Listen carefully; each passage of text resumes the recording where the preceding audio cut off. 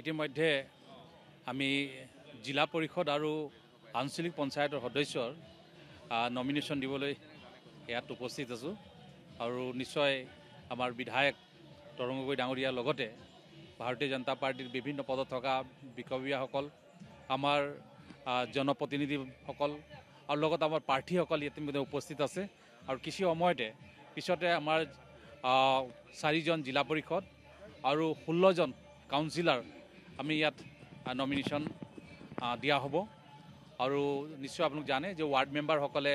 ব্লকত ইতিমধ্যে নমিনেশ্যন দি আছে তো আমি ইতিমধ্যে জিলা পৰিষদ 4টা জিলা পৰিষদ নিশ্চয় আপোনালোক গম পাইছে গোটেইখিনি আমাৰ পাৰ্টিৰ এজন কাৰ্যকৰ্তা তেওঁলোকক আমি প্ৰাৰ্থিত্ব দিছোঁ কাউন্সিলৰ যিসকল প্ৰাৰ্থিত্ব পাইছে তেনেকুৱা ব্যক্তিবিলাক পাইছে আৰু তেনেকুৱা ধৰণৰ চিন্তা ইতিমধ্যে কৰিছে আমাৰ পাৰ্টিয়ে আৰু কেণ্ডিডেটসকলক দিয়া হৈছে আৰু দৃঢ় বিশ্বাস আছে 16টা পঞ্চায়ত আমি জিকিম আৰু 160টা যে ৱাৰ্ড সেইটো আমি এবাৰ জিকিম সেইটো কোনো ডাউট নাই আৰু 2 এদিনতে আমাৰ পঞ্চায়তত আমি জিকাৰ পিছত আমি কি কাম কৰিম এটা ইস্তাহাৰ প্ৰকাশ কৰা হ'ব আৰু মই সেই ইস্তাহাৰ কমিটিৰো মই মেম্বাৰ 2 এদিনতে আমি ইস্তাহাৰ প্ৰকাশ কৰিম যে ভাৰতীয় জনতা পাৰ্টি অৰ্থাৎ NDA জিকাৰ পিছত কেনেধৰণৰ কাম কৰিব কাৰণ গ্ৰাছৰুটৰ কামবিলাক পঞ্চায়তৰ যোগেদি হয় সেইকাৰণে আমি খুব চাই চিতি আমি 4জন জিলা পৰিষদ 16জন কাউন্সিলৰ আৰু 160জন ৱাৰ্ড মেম্বাৰক আমি সিলেকশ্যন কৰিছোঁ যাতে 100% আমি জিকিব পাৰোঁ যদি আপোনালোকে চাই আমাৰ 2 জেগাত নমিনেশ্যন হৈছে প্ৰথম জেগা আমাৰ যি BDO অফিচ তাত হৈছে তাত ৱাৰ্ড সদস্যসকল আৰু আঞ্চলিক সদস্যসকল আজি নমিনেশ্যন হৈছে আৰু এই আমাৰ সমজিলা কাৰ্যালয়ত জিলাৰ পৰা নমিনেশ্যন হৈছে 2 জেগাতে মিলি আজি ভালকৈ আপোনালোকে চাই কিমান অসংখ্যক লোক তাতো প্ৰায় 5-6 লোক আৰু ইয়াতো প্ৰায় 1-2 লোক মই ভাবোঁ ভাৰতীয় জনতা পাৰ্টিৰ পক্ষত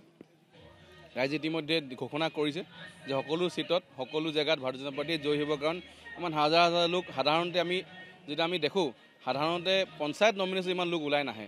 আৰু যদি আমি আগৰ কথা চাওঁ যে পঞ্চায়তবিলাকত প্ৰায় প্ৰাৰ্থীৰ লগত 5টা-10টা ব্যক্তি এনেকৈ নমিনেশ্যন দিব আহে কিন্তু আজি হাজাৰ লোক ওলাই আহিছে আৰু সঁচাকৈ ভাল লাগিছে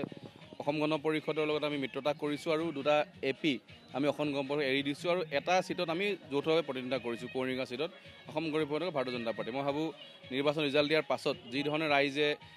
প্ৰধানমন্ত্ৰী নৰেন্দ্ৰ মোদী ডাঙৰীয়াৰ কাম কাজ মুখ্যমন্ত্ৰী হিমন্ত বিশ্ব ডাঙৰীয়াৰ কাম কাজৰ প্ৰতি আকৃষ্ট হয় সকলো বিজেপি পক্ষত আছে এই নিৰ্বাচনৰ ফলাফলো সেইটো কৰি আমাক দেখুৱাব যে আমি সকলো ৰাইজ বিজেপি পক্ষত আছে আৰু যিধৰণে আমাৰ আগৰ সাংসদ ডাঙৰীয়াই কৈলে ৰাজ্য সাংসদ ডাঙৰীয়াই যে নাহৰকটীয়াত আমি হৈ যোৱা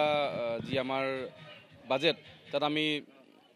নামৰূপ সাৰ কাৰখানা পালোঁ প্ৰায় 10,000 কোটি তাৰ লগতে মই আপোনাক ক'ব বিচাৰোঁ আমাৰ আজি কিছু মাহৰ আগত গুৱাহাটীত এডভান্টেজ আছামৰ এটা ছামিট হৈছিলে আৰু এডভান্টেজ আছামৰ পাছত চাগে সেই হোৱাৰ প্ৰথম যি আমাৰ ফেক্টৰী বা আধাৰশিলা নৰেন্দ্ৰ মোদী ডাঙৰীয়াই সেই আমাৰ নামৰূপত কৰিব কাৰণ আমি NRLয়ে প্ৰায় 700 কোটি টকীয়া এটা প্ৰজেক্ট নামৰূপত বহাবলৈ গৈ আছে য'ত আমি APLৰ পৰা মিথানল আৰু নামৰূপ সাৰ কাৰখানাৰ পৰা এমনিয়া লৈ মিথাইল এমিনি বুলি এটা প্ৰডাক্ট তেখেতলোকে বনাব তাৰ 700 কোটি টকা ইনভেষ্টমেণ্ট আছে আৰু সেই প্ৰডাক্টটো নামৰূপতে হ'ব মই ভাবোঁ নতুনকৈ এটা ফেক্টৰী পাবলৈ গৈ আছে মই ভাবোঁ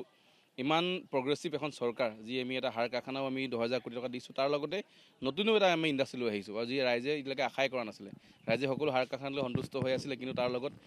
এডিশ্যনেল বোনাছ আমি NRLৰ এটা ফেক্টৰী পাবলৈ সক্ষম হৈছোঁ মই ভাবোঁ ইমানবিলাক কাম কাজ দেখাৰ পাছত নিশ্চয় ৰাইজে ভাৰতীয় জনতা পাৰ্টিৰ পক্ষতে ভোট দিব আৰু এই ধৰণৰ কাৰখানাবিলাক হৈ উঠিলে অকল আমাৰ দলেই নহয় গোটেই সমগ্ৰ অসমখনৰে উন্নতি হয় আৰু ৰাইজেও তাত নিযুক্তি পাব পাৰে চাকৰি পাব ব্যৱসায় হ'ব আৰু প্ৰডাক্টবিলাক চবে সস্তাত পোৱা যায় আৰু মই ভাবোঁ যি ধৰণৰ উন্নয়ন নাহৰকটীয়া সমষ্টিৰ অন্তৰ্গত আপুনি চাই নামৰূপৰ ৰাস্তা পদূলি হওক নাহৰকটীয়া ৰাস্তা পদূলি হওক চাচনি ৰাস্তা পদূলি হওক জয়পুৰ ৰাস্তা পদূলি হওক গোটেই 4টা জিলা পৰিষদৰ যি আমাৰ প্ৰাৰ্থী আছে আমাৰ মাজত মৃদুল কলিতা আছে লজি চলিহা আছে জেমছ গগৈ আছে ৰাণী শইকীয়া আছে মই ভাবোঁ সকলো অঞ্চলতে ৰাইজ সুখী যে আমি আজি চাচনি মেৰিবিল নিচিনা জেগাতে এখন দলং পাইছোঁ বৰ্তমান বুঢ়ীডিঙত আমাৰ নাহৰকটীয়াত 4খনকৈ দলং নিৰ্মাণ হৈ আছে তো ইমানখিনি দলং 4খনকৈ বুঢ়ীডিঙৰ দলং কেতিয়াও হোৱা নাছিলে মই ভাবোঁ এই সকলো কামেই আমাক এটাই দেখায় যে আমাৰ ৰাইজ সুখী আৰু এই নিৰ্বাচন ৰিজাল্টে আমাক সকলোৱে প্ৰমাণ কৰি দেখুৱাব যে আমি বিজেপিৰ চিম্বলত বা অসম গণ পৰিষদৰ চিম্বল সকলো ৰাইজে ভোট দিব আৰু 100% চিট আমি জয়ী হ'ম